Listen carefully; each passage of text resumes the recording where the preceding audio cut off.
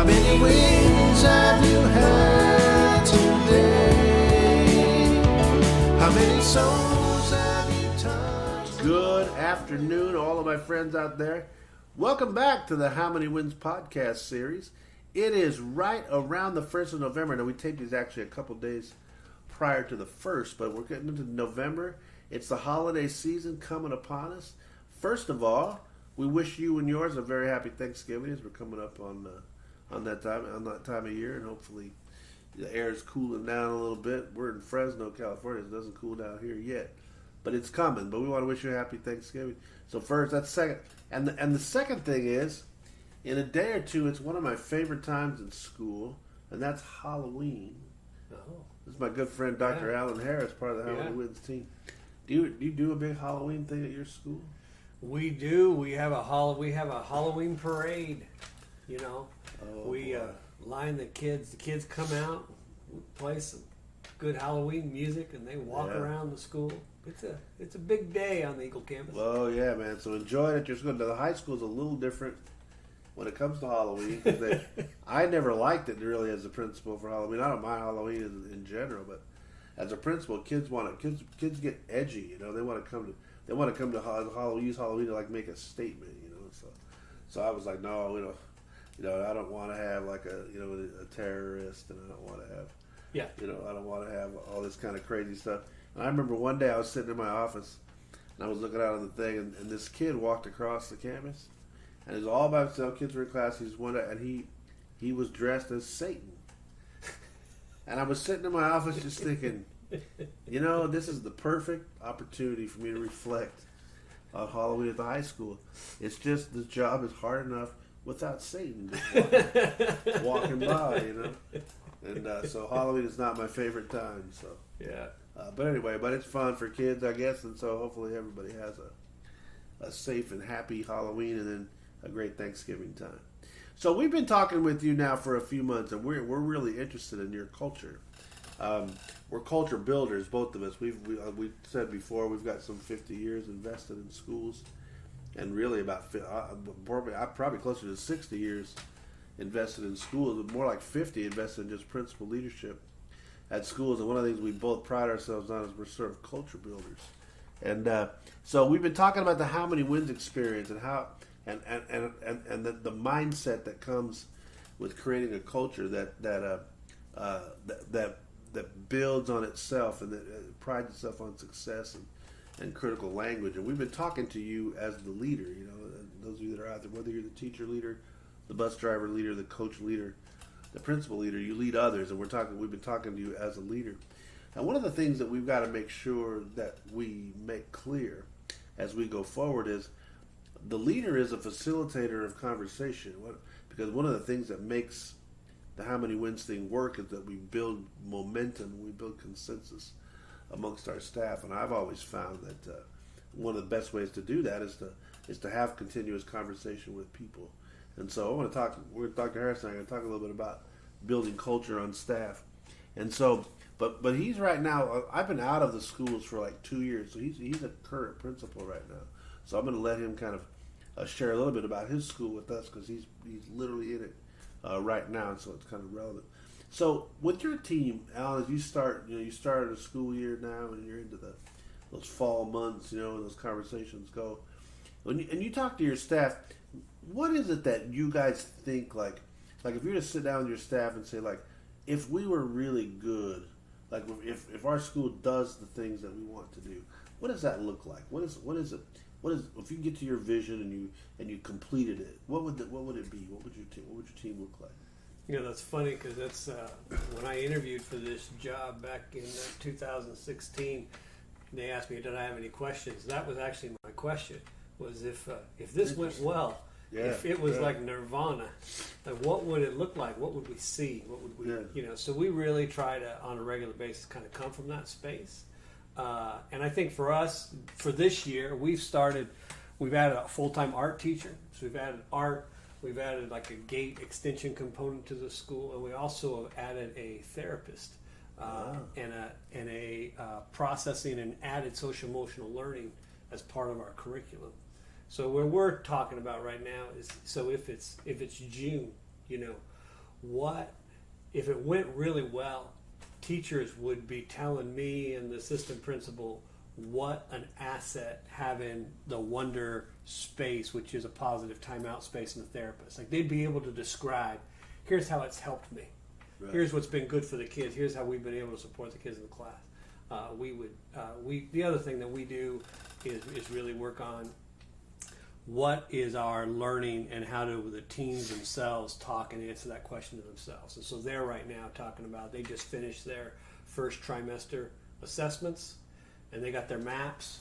And so now they're asking the question, all right, so in where we are right now, what we just did in June, what does it look like? What's the growth? And our last piece is in January coming up here, we will do what we call Eagle meetings, where the teacher comes in, meets with me with a list, shows me the class and a picture of every student, and we talk about every child's face. Oh, wow, nice. And they are telling me, here's the child's strength, here's their biggest opportunity to grow, and here's the one area at the end of the year I'm going to know that this worked because they will be better at this. Yeah. And we do that for every child. So your conversations yield, that I would say, that so if I'm listening to you right, you have this conversation, what do we look like if we're good? You're talking about individual growth per student. Mm-hmm. You're talking about a collective growth of learning in your school. Right. And then the third thing you said was, at the end of the year, At the end of the year, so we've got our assessment piece, right? Right. But we've got the individual piece, and then we've got the teachers. But then there's also that general feeling. I mean, we use a lot of data, but also, when you know, right? Oh yeah, when sure. at the end of the day, that the teacher feels like those supports we've put in around them. That spent was a lot of money. Yeah, that was the supports. Yeah. So my question is then, so when you're talking about synergy, when we're talking about having this, creating this conversation about what a success look like, how do you create the synergy, and how difficult is it to create that synergy, or do you have opinions all over the place and that kind of thing? It's that, and you've done the work. You did the work building a school and then coming into schools, and the big difference between climate and culture. Right? Yeah. Where climate, you can get at pretty quick, right? Start talking about winds, start building that positive sense, Mm-hmm. and there's a general feel. But then there's what we actually do, how we actually function. And we really tried from the time that I started there, the idea that our success at taking students to their maximum level of achievement is highly related to our ability to process conflict as adults. So we try to stay in three things all the time of communication, conflict, and trust. Nice. And those things are circular. If you're not engaged in conflict, you're not communicating and you're not building trust. Right. So we want people to have ideas all over the place. And we expect that we're going to have conflict. And we want to be in the midst of problem solving on that conflict on a regular basis. And that is exactly my point. If we want to create, like, if we're going to shift from climate to culture, right, and we want to create something that lasts, something that we have to have buy-in. We have to have these conversations where people invest some of themselves right, into the ideas that we're talking about. The opposite of that is I just come and tell you what my shared vision is, right, and we just do as I say.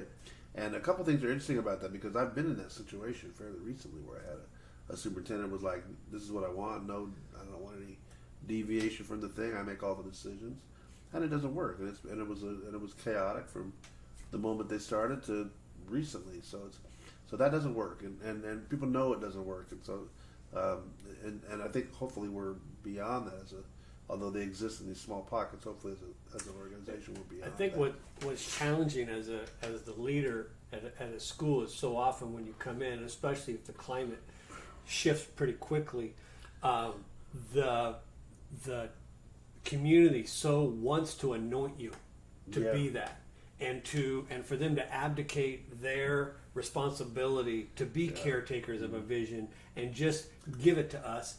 And then if you give it to them, it gives something to fight against. And that's the thing, because what I'm surprised about, both at that the school I was talking about and in previous schools where I felt like the things went very well, there are people in that building, parent teachers, who are fine with that. Just tell me what to do, man. And they don't want to invest in it. And I always say, because you just said it, because they want to be able to go, I see, it didn't work, it's your fault, man. It's not there. And they have, and that's the enemy of culture, is that idea of like, hey, it's yours, not mine. I got no skin in the game. Yeah, I leave it any responsibility I have. So that's why these conversations, and I use the term synergy. Right. That's why these conversations Right. are important. Right. So let me ask you another one, man. And these are questions that I would ask my staff too. But if we accomplished what you said, if you want those 3 target areas, like how do you measure that? Like how does your staff like be able to look at this? Well, because no leader wants to wait until July to find out if they're being Right. successful. Right. You got to benchmark it. You got to know along the way. What are the Right. targets? What do you look for? You know, Or what does your staff look for? Hopefully. yeah, I mean that's the goal of it all, right? And I'll sometimes get some pushback, or people will in the district will refer to me as that they'll say that I hate data. Yeah. Good title. You Yeah. know, and that's what they tell me, and it isn't that I hate data; it's that I'm not interested in keeping score just to keep score. Right. I'm interested in trying to accomplish something and having some sense of knowing. How do I know whether I'm getting there or not? One of the toughest things, the 3 legs of that teaching stool is knowing what you want to teach somebody, teaching them the thing, and then knowing whether they taught it, whether they got it or not. It doesn't matter whether you're teaching yoga or 3rd grade math or calculus. Those 3 things have to be in place. Right. And so we're trying to talk to the teachers all the time. And one of the teachers, look, quit being so worried about the quote standards and be focused on what do you want them to learn in language arts. Yes. And have that built in. And then have 3 ways to know whether they got it or not, right? So you have your observations and pieces you do as a teacher, what you see little Alan do in the class. You've got your unit assessments that you do, and we have a district DLA that we use. We got 3 points, and you're going to use that, and you're going to know. And at the end of the year, you should be able to tell me confidently where the kid is related to those 3 things. And you know what?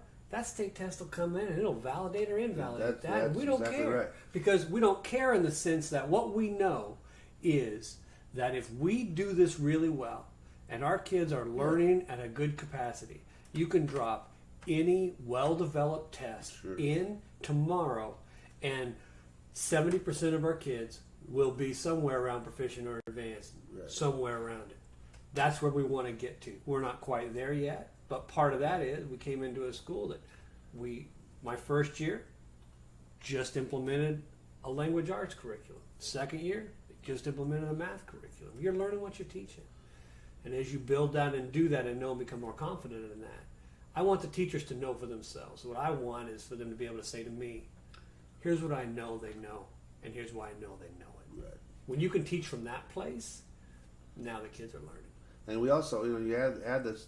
This is sort of segue into my next question, but if you add the idea that we want our kids to know too, how successful they're being and their ability to watch their own growth and measure their own growth is critically important. But my point in all that is like, it's not a bad thing to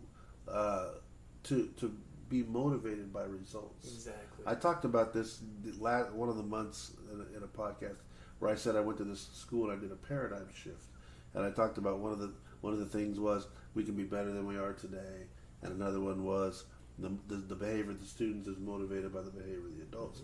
I had a third one though, and the third one was we are motivated by results, and that was from I felt like they would just continue to do, the staff would continue to do the same thing every year, regardless of whether it was ever successful or not.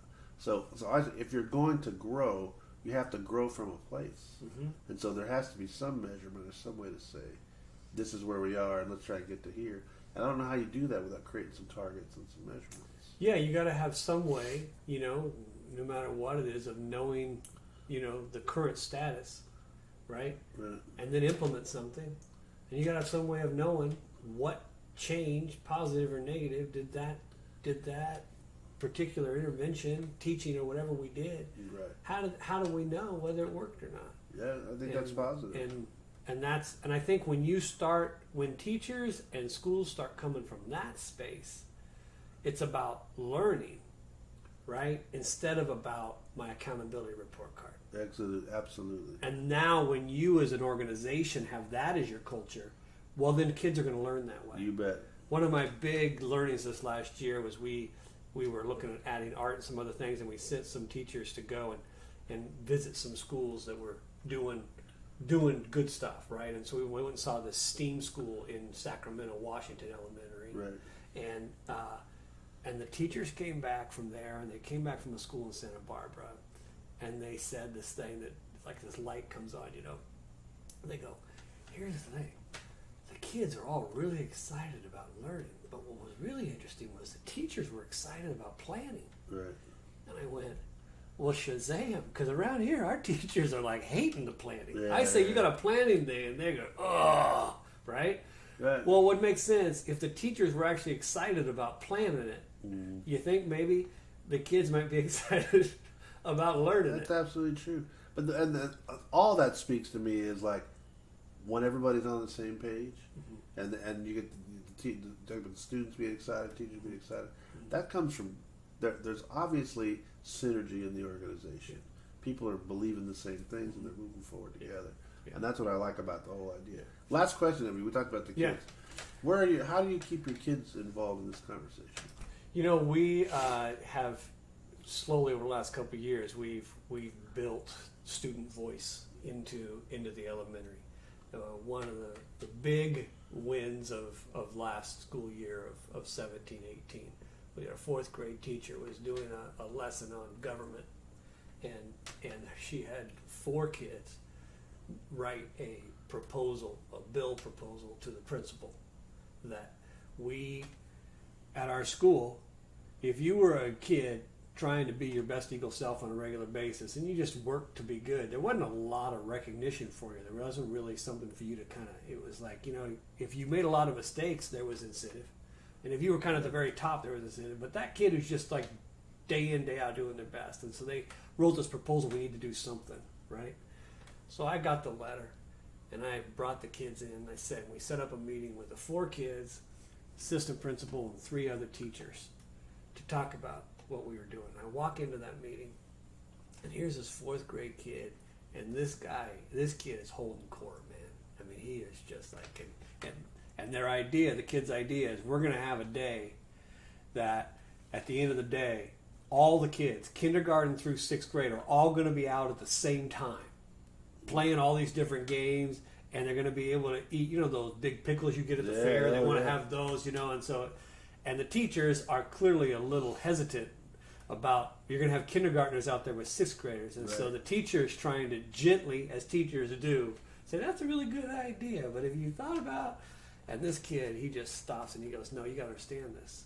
Here's the deal. You're going to have everybody out there. You're going to have brothers and sisters who were like in 5th grade and kindergarten. They don't ever see each other. And teachers, they don't ever see each other. Everybody's coming together. You have all these games going on. You're going to have pickles. You have this and that. And it's all going to come together. It's going to be like shablamo. And I said, that is a new word to my lexicon. Tell me about shablamo. Yeah. And he says, wow, I have a new word. So the gist of it is, as a result of that, those kids with the teachers planned shablamo Fridays. Oh my gosh. And on the second to the last day of school this last year, they had their 3rd shablamo Friday of the year. It's a big day. Okay. The PFA, our parent group, they paid and rented 2 inflatable water slides. We had the PE teacher turn on the sprinklers. Oh my gosh. We had cotton candy and the whole deal. And there's this picture of shablamo Friday. And it was a thing because the kids decided it was a thing. And so now that's really that. And the 4th grade teacher worked with a couple other teachers. They now lead our student government group. And we have every 6 weeks we have shablamo Friday. I love it. And so how do we get them involved at the end of the day? Just like we're talking about, you ask some questions and you listen. That was the thing. It was just so funny. I worked, I spent most of my time at the high school, and those kids, you talk to them and you ask them the same questions as the teachers. They know they have answers. They know what they want their school to look like. And it was funny, like with them, they like, well, we want an environment that's tolerant. We want an environment where we get along. They said we want a place where we support each other. And then you go like, okay, well, why don't you tell me how you're going to do that? And they can make a plan, and they do it. And that's right. So several schools I've been at, I put the student culture on them. Sure. Show me what you're going to do, and do it, and they did. Yeah.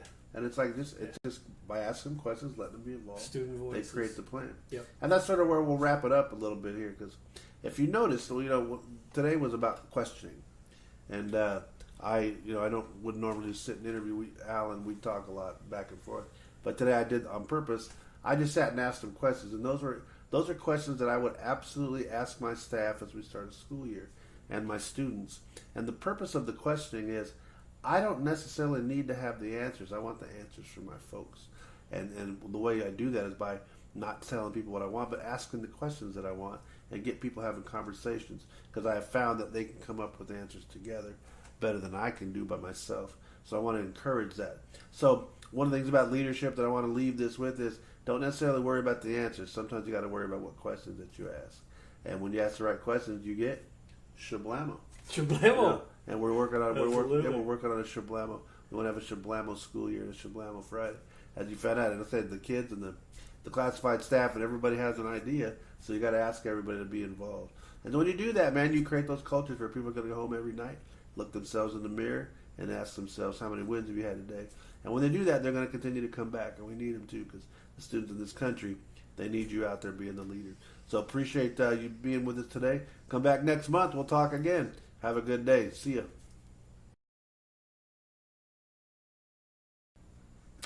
All right, there we go, man. Hey, good one. Yeah.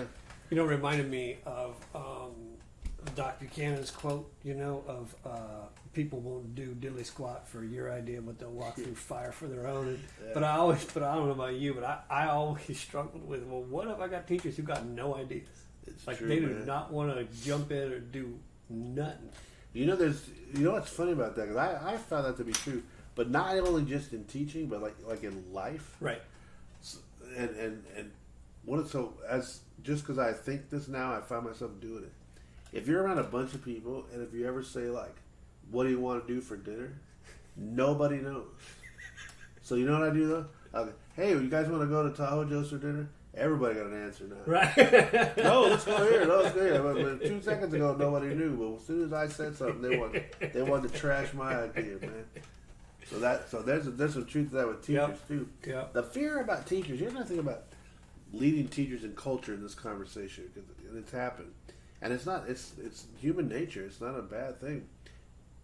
There are plenty of people that just don't want to be. They just tell me what to do. Give me my stuff on the first day of school, hand me my binder, and leave me alone. Right. And just let me go do what I want to do. And there's so much wrong with that. Not that it doesn't make you like a bad person and stuff, but that whole team concept and the whole idea of the greater good of trying to create this culture that where it goes from, now I'm talking high school, but where it goes from 9th grade to 12th grade. Mm-hmm.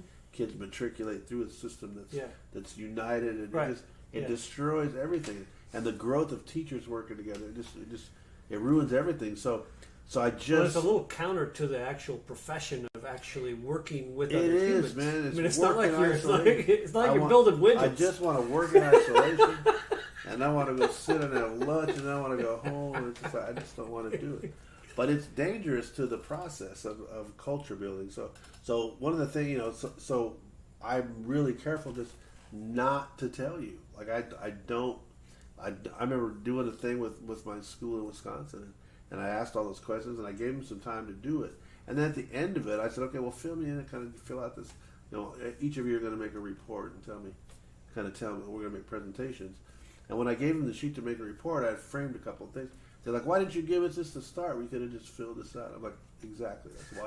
That's why I didn't give it to you, because I didn't want you to just fill it out. I wanted you to struggle through it. And I'd talk about your ideas and come to a consensus about what you believe. Because I think there's so much about what do you believe that's good for everybody to do. And we have to, you said it earlier, we just have to have that conversation, that there's conflict, and work through it. And we got to remember that, So good. that there's some of our staff that, you know, it scratch the surface of every cynic, and there's a former dreamer, right? Yeah, the it's true idea, story, singing man. quote that you know, sometimes when we think, we got to remember, probably there was a time, and this system's beating it out of them. No doubt. You know, No doubt. and you just got to be patient and try to rekindle that fire. Oh, it's a true story, man. It's a true story. But that, which I think is part of it. Once you can, if you can get people at a table to really start going, what do I believe? You know, it's such an important question. Yeah. I think it's healthy for an organization, and it's surprisingly not easy. Right. That's not, but that's where we need to be at, Lisa. That's what I think. I agree.